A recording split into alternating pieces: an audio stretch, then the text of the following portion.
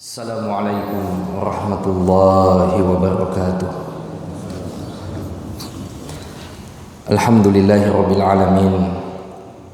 Wassalatu wassalamu ala rasulihil amin. Nabiyyina wa habibina wa qudwatina Muhammadin wa ala alihi wa sahbihi wa mawalah. Wala hawla wala quwwata illa billah. Allahumma aftah lana qulubana wa alhimna rushdana wahdina siratakal mustaqim. Inna nas'aluka ilman nafi'an wa imanan thabitan wa yakinan rasikhan wa qalban khashi'an wa lisanan dhakiran wa rizqan halalan tayyiban wa amalan salihan mutaqabbala.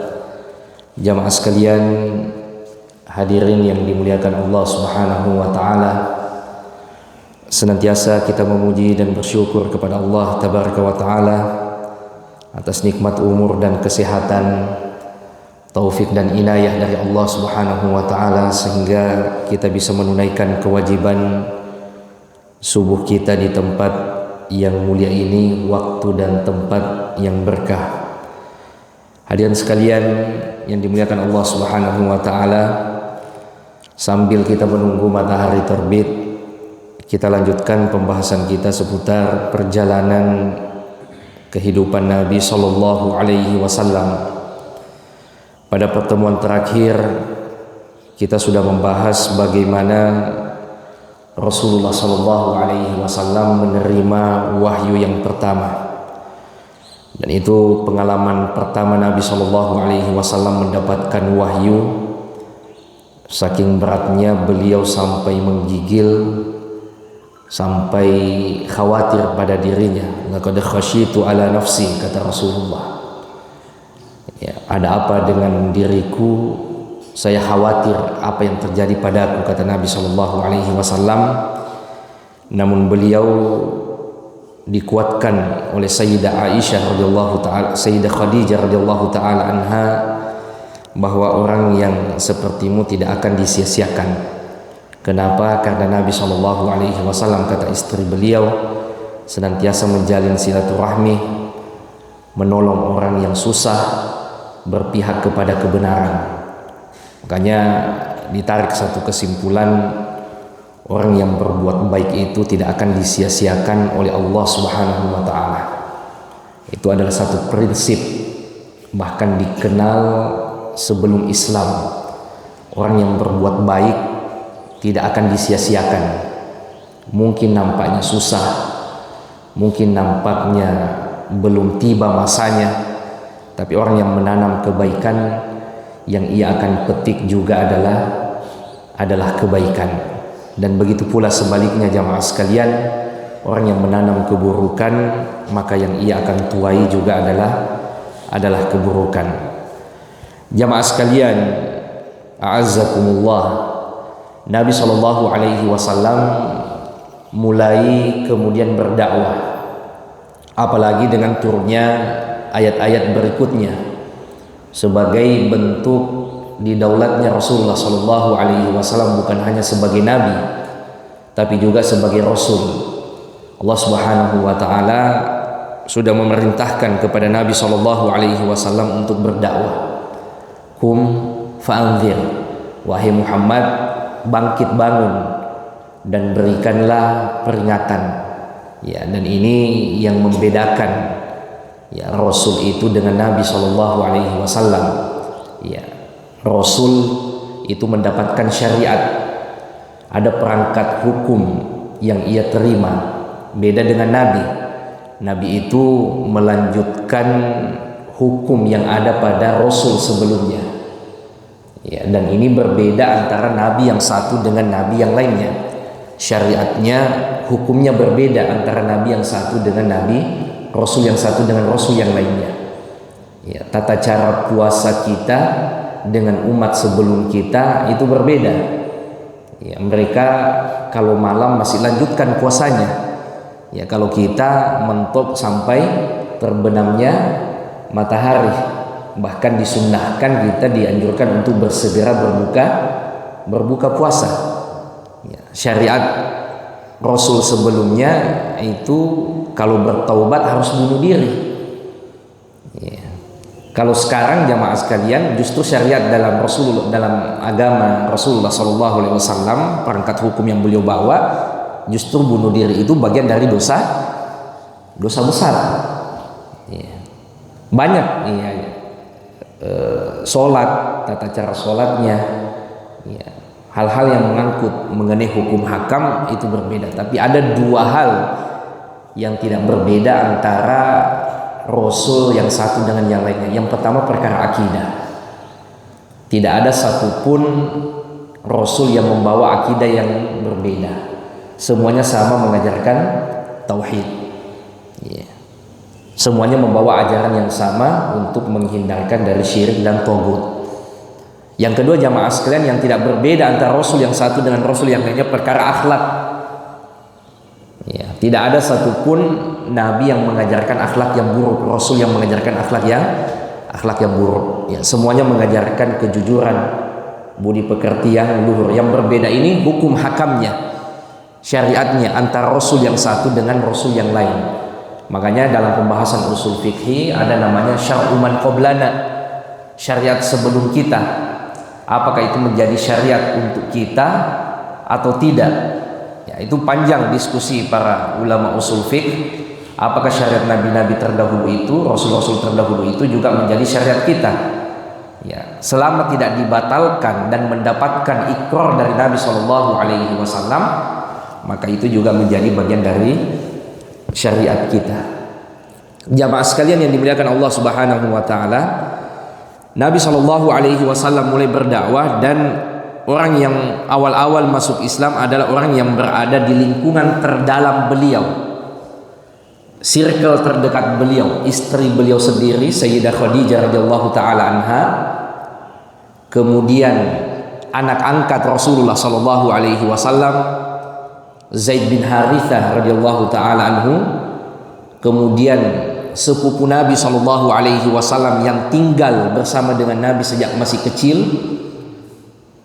siapa? Ali bin Abi Thalib, dan sahabat dekat Nabi SAW sejak remaja, yaitu Abu Bakar As-Siddiq radhiyallahu taala anhu. Inilah 4 orang yang disepakati sebagai orang yang paling awal masuk Islam, dan semuanya orang terdekat Nabi, istrinya, anak angkatnya, sahabatnya sejak remaja, dan sepupunya yang tinggal bersama dengan beliau.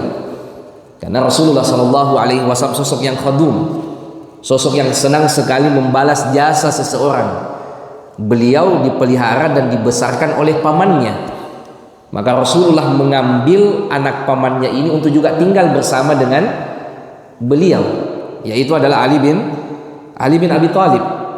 Ya. Inilah 4 orang jamaah sekalian. Ternyata Abu Bakar Siddiq radhiyallahu taala anhu juga berdakwah. Maka pemuka dari 10 sahabat yang dijamin masuk surga justru masuk Islam di tangan Abu Bakar Siddiq. Sepupu Nabi Zubair bin Awam, putra dari Sofia bintu Abdul Muttalib, justru masuk Islam di tangan Sayyiduna Abu Bakar Siddiq radhiyallahu taala anhu. Uthman bin Affan itu bukan masuk Islam lewat Rasulullah langsung, tapi lewat ajakan Abu Bakar.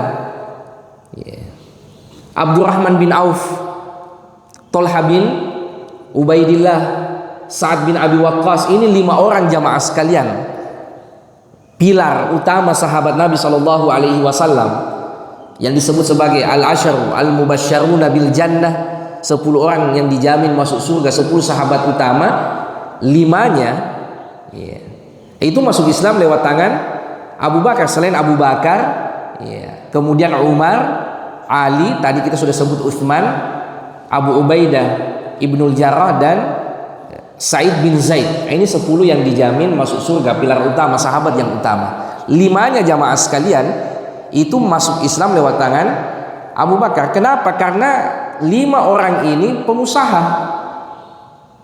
pedagang sukses. Circle-nya jamaah sekalian itu circle-nya Abu Bakar. Nabi SAW tidak terlalu intens dengan mereka. Yang intens dengan mereka yaitu adalah Abu Bakar Siddiq radhiyallahu taala anhu. Makanya lebih mudah mereka menerima ajakan Abu Bakar Siddiq. Kan prinsip dakwah seperti itu.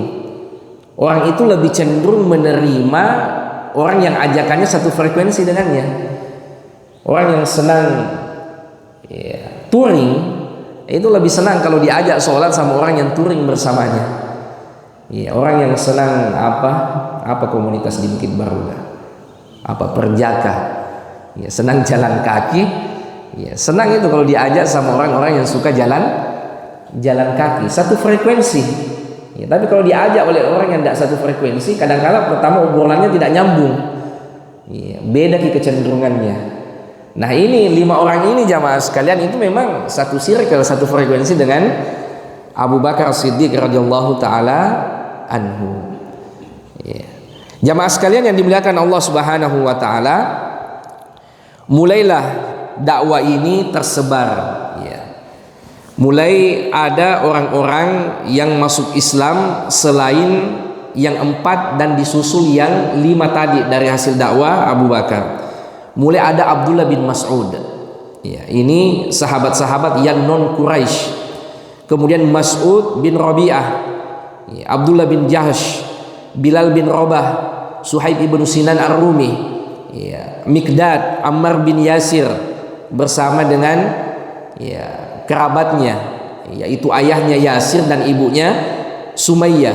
Mereka inilah yang dikenal dengan as-sabiqunal awwalun, generasi pertama umat ini. Dan Nabi SAW membedakan generasi awal umat ini dengan yang masuk Islam nanti berikutnya jamaah sekalian. Nabi SAW sangat menghargai orang-orang yang merintis sesuatu. Abu Bakar dan Umar radhiyallahu taala anhuma itu pernah bertengkar jamaah sekalian. Sama-sama orang dekatnya Nabi, sama-sama mertuanya Nabi. Bertengkar. Ternyata Nabi SAW marah besar pada Umar ibn Khattab radhiyallahu taala anhu. Kenapa jamaah sekalian? Nabi tidak bisa lupa jasa-jasanya siapa? Abu Bakar. Karena sejak awal Nabi berdakwah yang berdiri di samping beliau adalah Abu Bakar. Sementara Sayyidina Umar nanti masuk Islam pada tahun ke-6 setelah kenabian. Nanti setelah lewat masa-masa berat baru Sayyidina Umar masuk Islam. Beliau tidak bisa lupa, ialah orang yang membenarkanku di saat orang masih mendustakanku. Ia orang yang mengikutkan hartanya untuk dakwah ini di saat orang masih menahan diri. Sama dengan Nabi SAW yang masih selalu mengenang Sayyidah Khadijah, padahal sudah ada istrinya Nabi yang lain. Makanya kata Aisyah radhiyallahu taala anha, saya tidak pernah cemburu pada seorang wanita pun kecuali kepada Khadijah. Padahal saya tidak pernah ketemu, tapi Nabi selalu mengenangnya, selalu bercerita tentangnya. Padahal ada istrinya Nabi yang lain, tapi Nabi SAW tidak pernah bisa lupa jamaah sekalian.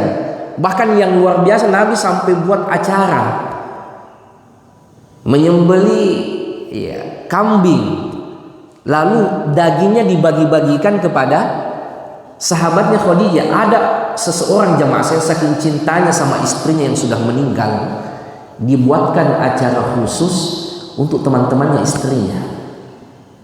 Saking dalamnya cintanya Nabi SAW kepada Khadijah. Kenapa jamaah sekalian? Apa kata Nabi kepada Sayyidah Aisyah? Bagaimana mungkin saya lupa dengan Khadijah? Ia yang membenarkanku di saat orang masih mendustakanku. Ia mengorbankan hartanya di saat orang masih menahan. Itulah jamaah sekalian penghargaan Nabi kepada as-sabiqunal awwalun. Al-fadlu lil muqtadi. Keutamaan selalu ada bersama bagi orang yang merintis.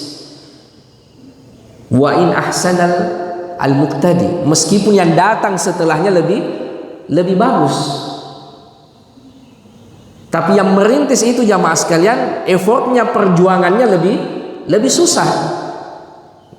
Nabi Shallallahu Alaihi Wasallam jamaah sekalian di awal dakwah itu berat-beratnya kondisi, tuduhan macam-macam, kemudian bahkan melakukan tindakan fisik. Maka orang yang berdiri bersama Nabi sejak awal dakwah, inilah orang-orang yang betul-betul mendapatkan penghargaan khusus dari Nabi Shallallahu Alaihi Wasallam. Di fase awal-awal dakwah ini, orang-orang Quraisy itu lagi berat-beratnya intimidasinya. Mereka rapat, mereka musyawarah kira-kira bagaimana caranya menghentikan dakwanya Muhammad. Kenapa jamaah sekalian? Salah satu alasannya karena Muhammad ini di Mekah, lokus dakwanya itu di Mekah, sementara Mekah ini destinasi. Potensi untuk tersebarnya keluar lebih besar, dan ternyata memang faktor itulah nanti yang menyebabkan tersebarnya dakwah dari jamaah haji. Itu yang dikhawatirkan oleh orang Quraisy, ternyata kejadian betul. Rapat mereka jamaah sekalian, musyawarah mereka setiap saat, kira-kira gimana caranya menghentikan dakwah Muhammad Shallallahu Alaihi Wasallam. Ada yang mengusulkan bagaimana kalau dituduh sebagai dukun, kahin. Abu Jahal dan yang lainnya mengatakan tidak mungkin kita tuduh sebagai dukun, biasa kita dukun, tidak ada potongan dukun yang begini. Bagaimana kalau dituduh sebagai orang gila, apalagi orang gila? Orang gila biasa kita lihat, masa ada orang gila gagah, ucapannya bagus, budi pekertinya luhur. Tidak ada orang gila seperti ini. Bagaimana kalau dituduh sebagai sahir, tukang santet? Apalagi itu, bingung mereka jamaah syair. Kita ini, kata Abu Jahal, kita ini orang Arab semua, tahu susunan syair, sementara yang keluar dari lisan Muhammad itu bukan syair. Bingung mereka jamaah sekalian. Tapi karena sudah kadung benci, di mana Nabi berdakwah, di situ datang Abu Lahab. Jangan dengarkan keluarga kami ini. Ini orang sakit kodong, belum sembuh. Coba jemaah sekalian beratnya. Paman sendiri yang dulu mencintai, itu berubah menjadi orang yang terdepan membenci. Kalau orang lain yang tidak senang dengan kita, itu sakit. Tapi kalau keluarga sendiri jemaah sekalian, itu sakitnya lebih. Apalagi paman sendiri. Masalahnya pamannya ini, Abu Lahab ini, diantara orang yang paling cinta dulu dengan Nabi. Abu Lahab diantara orang yang paling cinta pada Nabi Shallallahu Alaihi Wasallam. Diantara paman yang paling menyayangi beliau. Saking sayangnya jamaah sekalian, saat Nabi nanti punya putri, dua anaknya Abu Lahab itu dinikahkan dengan dua putrinya Rasulullah Shallallahu Alaihi Wasallam, Utbah dan Utaibah. Dinikahkan dengan Ruqayyah dan Ummu Kulthum. Tapi setelah Rasulullah berdakwah disuruh diceraikan oleh Abu Lahab. Bukan cuma paman, sekaligus besan. Bukan juga cuma besan, tapi rumahnya sama-sama di Syi'ib Bani Hashim, bertetangga langsung, berdempetan langsung. Satu klaster, bukan cuma satu klaster, berdempetan langsung rumahnya. Saking cintanya, saking dekatnya dengan Nabi Shallallahu Alaihi Wasallam. Di antara orang yang terekam dalam sejarah yang paling gembira dengan kelahiran Nabi Sallallahu Alaihi Wasallam.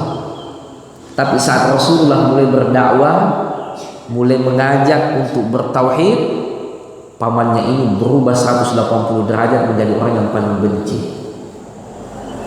menjadi orang yang paling memusuhi. Di mana Rasulullah pergi berdakwah, di situ juga ada Abu Lahab. Jangan dengarkan ini keluarga kami, ini orang sakit, belum sembuh. Itu sakit jamaah sekalian, itu menyakitkan kalau keluarga sendiri yang berkata seperti itu. Kalau orang lain yang sakit, tapi kalau keluarga sendiri yang kasih begitu itu lebih berat sakitnya jamaah sekalian yang dimuliakan Allah Subhanahu wa taala. Nabi Shallallahu Alaihi Wasallam memprioritaskan keluarganya ini sebagai awal dakwah. Beliau kumpulkan sepupu-sepupunya dan paman-pamannya, sehingga terkumpullah sekitar puluhan sepupu dan paman Nabi Shallallahu Alaihi Wasallam. Pertemuan pertama disabotase oleh Abu Lahab. Ya. Langsung diambil alih majelis itu oleh Abu Lahab. Kemudian Rasulullah bikin pertemuan yang kedua. Di pertemuan yang kedua Nabi SAW langsung mengajak mereka. Saya ini hanyalah keluarga yang menginginkan kebaikan untuk keluarganya. Rasulullah ajak mereka untuk syahadat, untuk bertauhid. Abu Lahab langsung marah besar dan mengatakan, wallahi hadhihi saw'ah, demi Allah ini aib besar, ini memalukan. Kenapa ada keturunannya Hashim yang seperti ini? Kata Abu Lahab, tangkap memang nih, daripada orang lain nanti yang tangkap makhluk itu, lebih baik kita yang tangkap keluarga tak. Tapi ada Abu Thalib, tidak ada yang boleh menyentuhnya selama saya masih hidup, karena Abu Thalib yang besarkan Nabi SAW.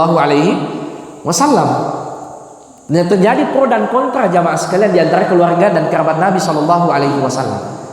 Ada di antara sepupu-sepupu beliau yang masuk Islam, seperti tadi Abu Thalib, Ali bin Abi Thalib, Ja'far. Ada yang tidak mau masuk Islam jamaah sekalian, putranya Abu Lahab, Utaibah.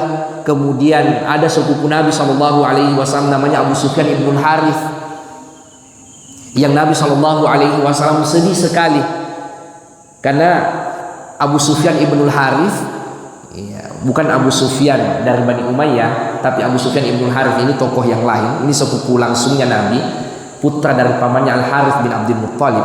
Itu di antara orang yang paling keras permusuhannya. Ada dua kerabat Nabi yang paling keras permusuhannya kepada Nabi. Satunya paman beliau Abu Lahab, satunya sepupu beliau langsung Abu Sufyan ibn Harith.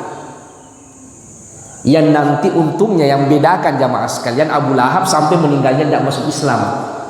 Bahkan memang sudah jauh-jauh hari divonis di dalam Al-Quran.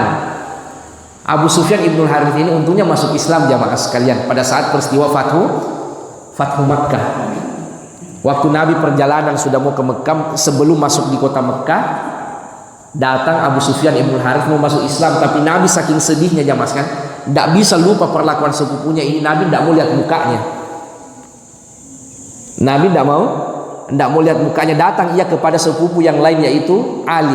Bagaimana kira-kira supaya Rasul memaafkan? Ali orang cerdas jamaah sekalian, pergi minta maaf kepada Nabi sebagaimana saudara Yusuf minta maaf kepada Nabi Yusuf. Datang jamaah sekalian, maka Nabi pun memaafkan. Idhab wa antum tulaq, pergi, engkau sudah dimaafkan. Itu sepupu Nabi. Di awal-awal dakwah kontras sekali dengan Nabi SAW. Pamannya saat itu belum ada yang masuk Islam. Yang paling pertama masuk Islam paman Nabi siapa? Hamzah bin Abdul Muttalib. Itu selisih 3 hari dengan masuk Islamnya Umar di tahun ke-6 juga. Itu pun masuk Islamnya karena tendensi keluarga awalnya, karena masalah malu, kenapa bisa keponakannya dipukul. Nah, itu nanti ada pembahasan khususnya. Umumnya paman-paman Nabi kontra, atau minimal belum ada yang masuk Islam. Nanti setelah 6 tahun berdakwah baru ada Hamzah menyusul Abbas. Karena dari 4 paman Nabi yang hidup saat Nabi diutus menjadi Nabi dan Rasul, 2 masuk Islam, 2-nya tidak masuk Islam. Abu Thalib tidak masuk Islam.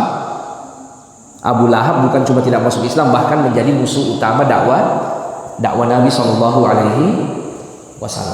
Terjadi pro dan kontra. Nabi SAW kemudian naik ke Bukit Sofa. Ya Sobaha. Ya Sobaha ini jamaah sekalian budaya orang Arab kalau mau mengumpulkan orang. Kalau kita kan pakai apa? Pakai kentongan ya. Kalau di kampung itu ada mau dikasih kumpul pakai kentongan. Ya, kalau sekarang budayanya berubah pakai tua masjid. Kalau orang Arab dulu jamasnya ke atas bukit dan berteriak ya Sobaha, berarti ada kondisi darurat. Maka mau tidak mau orang biasanya kumpul. Apalagi ternyata yang menyampaikan ini adalah Muhammad SAW yang saat itu sangat diakui integritasnya Al-Amin. Maka semua orang Quraisy berkumpul. Rasulullah Shallallahu Alaihi Wasallam menyampaikan kepada mereka, bagaimana menurut kalian kalau saya sampaikan bahwa di belakang bukit Sofa ini ada musuh yang akan menyerang? Apa kata orang-orang Quraisy jamaah sekalian? Majarabna minka illa sidqa. Kami tidak pernah mendapatimu kecuali jujur. Kami pasti percaya. Kata Rasulullah sallallahu alaihi wasallam, apa yang saya sampaikan lebih dari datangnya musuh. Nabi mulai melis, wahai Bani Hashim, Bani Muttalib, fulan dan fulan, fulan dan fulan, ma'syarul Quraisy, angkithu anfusakum, selamatkan diri-diri kalian. Ya Fatimah binta Muhammad, salini ma syi'ti, silakan minta padaku dalam perkara dunia apa yang kau minta wahai putriku, tapi untuk perkara akhirat selamatkan dirimu sendiri. Qulu la ilaha illallah, ucapkanlah la ilaha illallah. Kondisinya langsung berubah jamaah sekalian. Abu Lahab langsung interupsi, tabban laka ya Muhammad ali hadza jama'atan, celaka engkau wahai Muhammad, apakah untuk tujuan ini engkau mengumpulkan kami?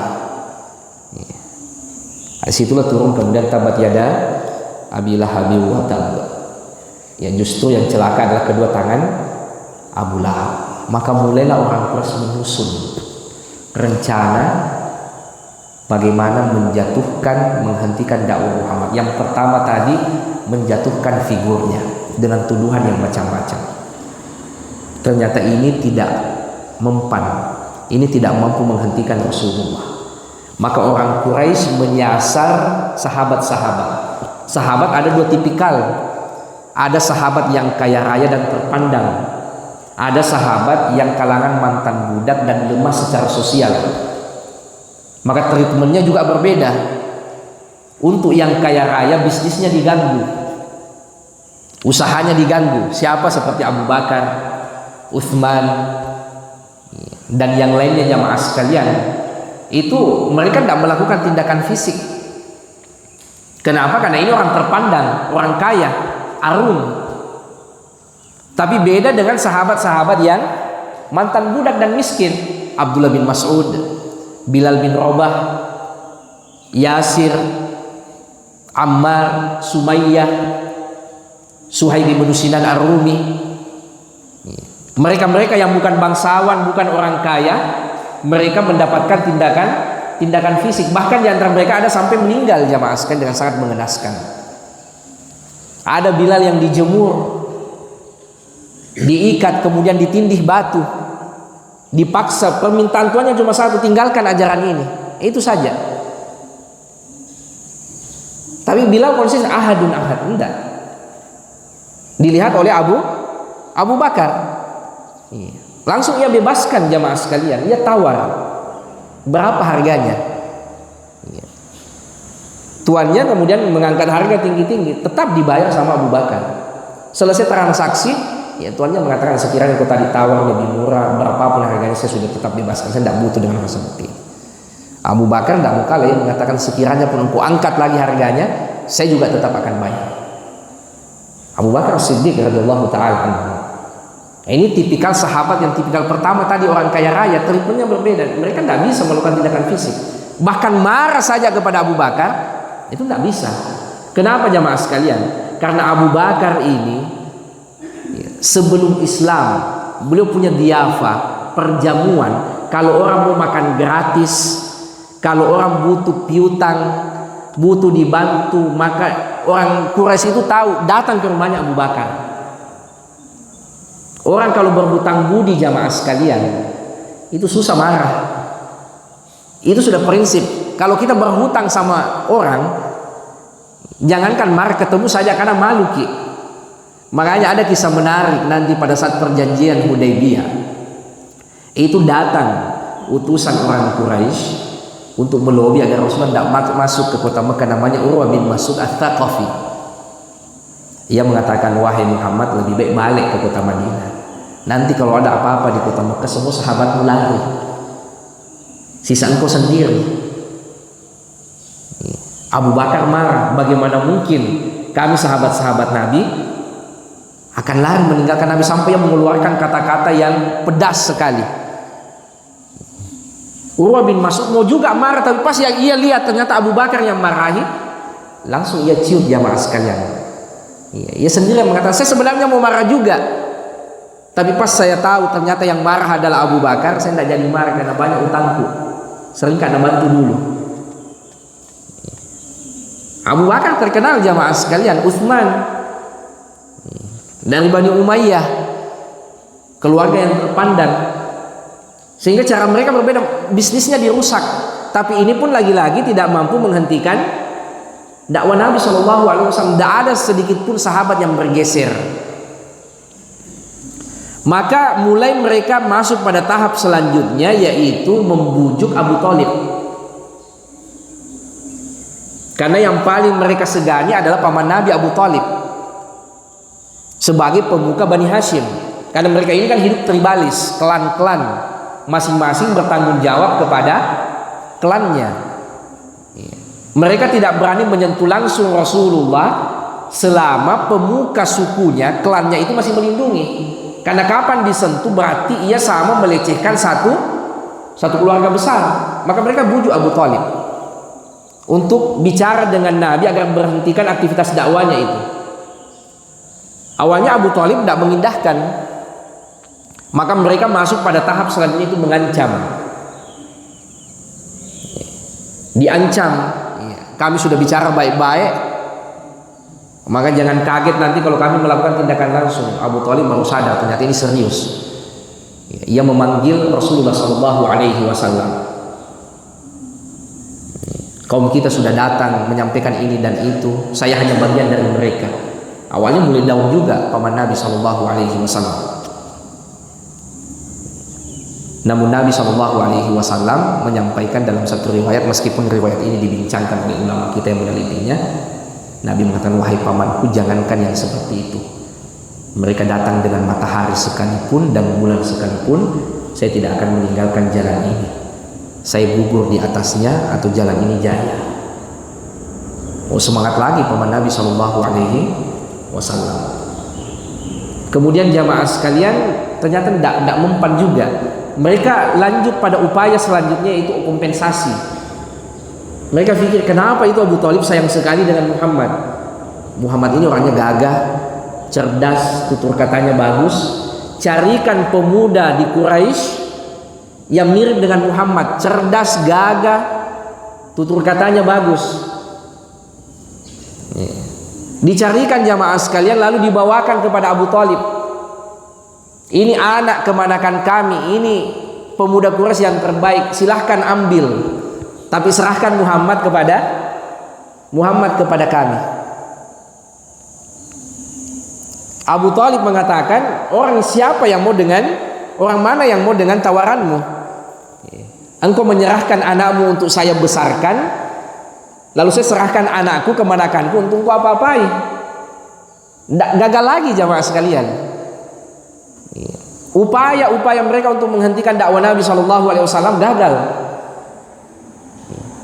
Mereka lanjut pada tahap selanjutnya, apa lagi jamaah sekalian? Mulai mereka melakukan tindakan fisik kepada Nabi SAW. Karena semua dari yang sifatnya soft sampai yang sudah keras, ancaman ternyata tidak berhasil, akhirnya mereka melakukan tindakan fisik. Nabi SAW sholat, datang mereka dengan menumpahkan isi perut unta di punggungnya. Nabi SAW hanya berdiri di bukit Sofa, datang Abu Jahal kadang memukul. Nabi SAW lagi mengaji di dekat Ka'bah, datang orang Quraisy menarik baju Nabi SAW, mencekiknya. Mulai mereka melakukan tindakan fisik. Tapi itu lagi-lagi tidak menghentikan dakwah Nabi SAW. Kalau Nabi saja diperlakukan seperti itu, padahal beliau orang terpandang, bisa dibayangkan bagaimana beratnya sahabat-sahabat dari kalangan yang miskin, yang dulunya dimiliki sebagai budak, atau statusnya yang sudah beralih sebagai mantan budak. Makanya Nabi SAW tidak pernah bisa lupa dengan mereka ini, meskipun nanti ada sahabat-sahabat yang lain. Makanya dibedakan oleh ulama kita, siapa sahabat yang masuk Islam di awal dakwah, siapa yang masuk Islam setelah hijrah, siapa yang ikut perang Badar, siapa yang masuk Islam setelah perang Badar, siapa yang ikut Bai'atul Aqabah, siapa yang ikut Bai'atul Ridwan, apalagi yang masuk Islam pada saat setelah Fathu Mekah. Karena beda sahabat di Mekah ini dengan di Madinah, jamaah sekalian, fase Madinah. Kalau di Mekah ini lagi berat-beratnya, sementara di Madinah itu Nabi sebelum hijrah orang-orang sudah masuk Islam. Karena dua kepala suku di Madinah, Sa'ad bin Ubadah dan Sa'ad bin Mu'ad, itu sudah masuk Islam sebelum Nabi hijrah. Sa'ad bin Mu'ad kepala suku Aus, Sa'ad bin Ubadah kepala suku Khazraj. Orang-orang sudah masuk Islam. Nabi sampai di Madinah, injafala alaihin nas. Orang-orang mengerumuni Nabi SAW.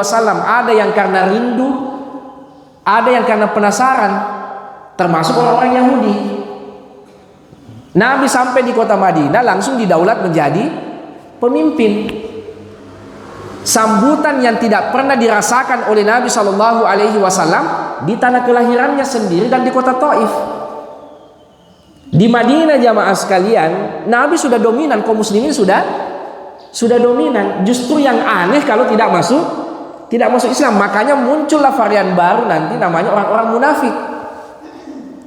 Ia menampilkan keislaman, tapi hatinya tidak senang sekali dengan Islam. Kenapa harus menampilkan keislaman? Karena orang-orang sudah masuk Islam. Keluarga-keluarganya orang-orang Madinah sudah masuk Islam. Aneh sendiri dia kalau tidak masuk Islam. Makanya dibedakan siapa yang masuk Islam di masa awal-awal dakwah dan yang nanti masuk Islam setelah di Madinah.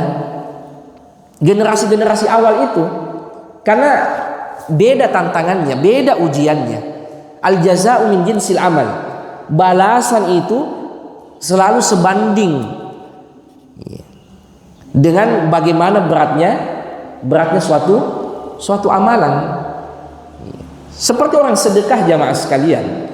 Orang yang sedekah 100.000, mungkin sama-sama 100.000, tapi beda antara yang satu dengan yang lainnya. Bagi orang yang sedekah 100.000 tapi uangnya cuma 200.000, itu berat, tapi ia lakukan. Dengan orang yang uangnya banyak, sedekah 100.000, sama-sama sedekahnya, tapi nilainya beda. Sama-sama sahabat, sama-sama perjuangannya, tapi tantangannya, intimidasinya, dukanya itu beda sekali. Dan Nabi SAW menghargai semua itu. Maka itu diantara ajaran besarnya Nabi SAW. Man lam yashkurun nas lam yashkurillah. Siapa yang tidak pandai berterima kasih kepada manusia, maka belum dikatakan bersyukur kepada Allah Subhanahu wa ta'ala. Nabi tidak bisa lupa orang-orang yang berjasa pada dakwah ini, orang-orang yang merintis dakwah.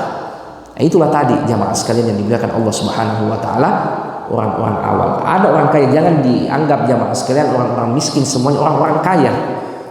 Banyak di antara mereka orang kaya, tapi rela bisnisnya diganggu, rela sudah terpinggirkan demi untuk dakwah, demi untuk akidah.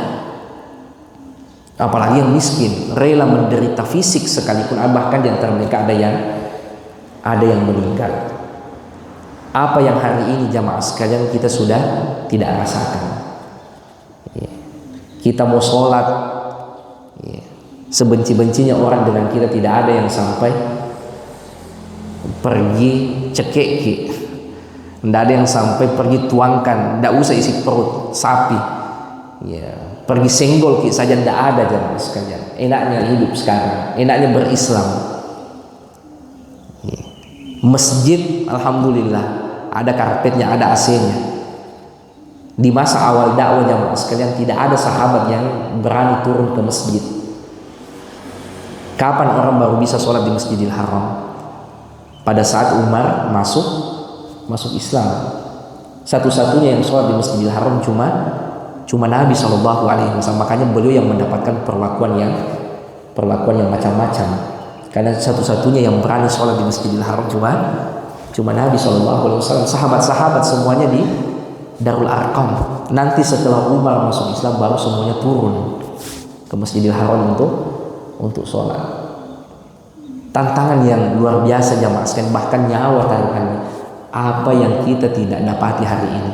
Apa tantangan kita hari ini jamaah sekalian? Masjid di mana-mana. Di kompleks Baruga saja sudah 10 Pak Edi. Di BTP saya khutbah di BTP, saya cerita sama jamaah, ternyata ada 50 masjid di BTP. Satu kompleks jamaah sekalian banyak masjid. Nabi SAW sahabat mau sekali sholat jamaah sekalian di masjid, tapi tidak bisa karena risikonya fisik, nyawa. Bagaimanapun kita jamaah sekalian, tidak ada yang tuduh kayak macam-macam. Ya paling kalau kuat-kuat agamanya dituduh-tuduh radikal sedikit, itu pun tidak apa-apa. Dituduh apalah. Nabi SAW dituduh orang gila jamaah sekalian. Dituduh apa lagi? Dituduh sahir, tukang santet. Dituduh apa lagi? Dituduh syair, hanya pandai bicara saja. Kita jamaah sekalian tidak ada yang tuduh ki. Rajin ki beragama, tidak ada tuduhan, alhamdulillah. Tidak ada tantangannya jamaah sekalian. Tapi ternyata lawannya diri kita sendiri. Kemalasan, hawa nafsu, at-taswif, menunda-nunda. Sehingga bagaimana nanti kita akan memberikan jawaban saat Allah bertanya jamaah sekalian. Para sahabat itu sekedar untuk bersyahadat jamaah sekalian, sekedar untuk mempertahankan agamanya, itu berat sekali. Nah kita semua difasilitasi. Semua kita difasilitasi, mungkin zakat ada penyalurannya, mungkin sholat ada masjidnya, diingatkan waktu sholat, mungkin puasa diumumkan kapan masuk dan keluarnya bulan Ramadan, mungkin menikah ada KUA, mungkin cerai ada pengadilan agama. Semuanya difasilitasi jamaah sekalian, semuanya dimudahkan. Tapi antusiasme kita yang justru hilang. Nanti di masa Madinah sudah ada masjidnya kaum muslimin sendiri yang dikuasai oleh kaum muslimin, penuh jamaah sekalian, padahal masjidnya, Masjid Nabawi itu lapangan yang dipagari. Jangan dibayangkan Masjid Nabawi itu seperti Masjid Nabawi sekarang, lapangan saja yang pasir dan tanah yang diendapkan. Makanya Nabi kadang sholat memakai terompa, memakai sendal, memakai sepatu, karena tanah jamaah sekalian. Sujud dahi kotor. Kita jamaah sekalian bukan cuma ubin, lengkap dengan karpetnya. Itu Masjid Nabawi itu tidak ada atapnya, yang diatapi cuma depan saja sedikit dan bagian belakang untuk ahli suffah. Tengahnya kosong karena jarang juga hujan. Tapi masjidnya penuh jamaah sekalian, sehingga harus diperluas. Harus diperluas masjid karena orang sudah penuh. Ada masjid diperluas karena sudah tidak mampu menampung jamaah. Kita kadang juga perluas masjid jamaah sekalian karena saldonya yang banyak. Ini tidak tahu mau diapa saldo ini, artinya bangun apalagi perluas saja. Itu ada mau dibebaskan. Masjid Nabawi itu diperluas pada tahun ke-6 Hijriah karena tidak mampu lagi menampung. Padahal sudah lumayan luas dibangun oleh Nabi di awal jamaah sekalian, tapi tidak mampu menampung. Dengan kondisi yang seperti itu, jangankan AC kipas angin tidak ada, tapi masjidnya penuh. Kita jamaah sekalian alhamdulillah masjidnya full fasilitas jamaah sekalian, tapi jamaahnya sepi. Kita tidak perlu jalan jauh, masjid ada di komplek, bahkan di setiap klaster ada, tapi masjidnya sepi jamaah sekalian. Bagaimana nanti kita akan menjawab Allah Subhanahu wa taala? Kemana itu dulu kesehatan? Mana itu dulu kekuatan otot? Kenapa kalau jogging kuat sekali, giliran sholat subuh tidak bisa? Kenapa kalau ada acara ramai sekali, giliran sholat berjamaah sepi? Mereka ini hidupnya serba susah, jamaah ditindas, fasilitas apa sederhana sekali, tapi masjidnya penuh. Ternyata musuh yang ada dalam diri kita itu lebih berat ditaklukkan. Hawa nafsu kita, kemalasan kita, taswif kita. Nah ini jamaah sekalian sedikit gambaran bagaimana fase awal dakwah, beratnya perjuangan sahabat-sahabat Nabi Shallallahu Alaihi Wasallam. Mudah-mudahan bermanfaat untuk kita semua.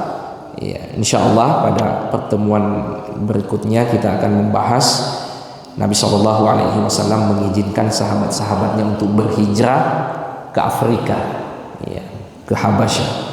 Wassallallahu ala nabiyyina Muhammad wa ala alihi wa sahbihi wa sallim. Wa akhiru da'wana alhamdulillahi rabbil alamin. Wassalamualaikum warahmatullahi wabarakatuh.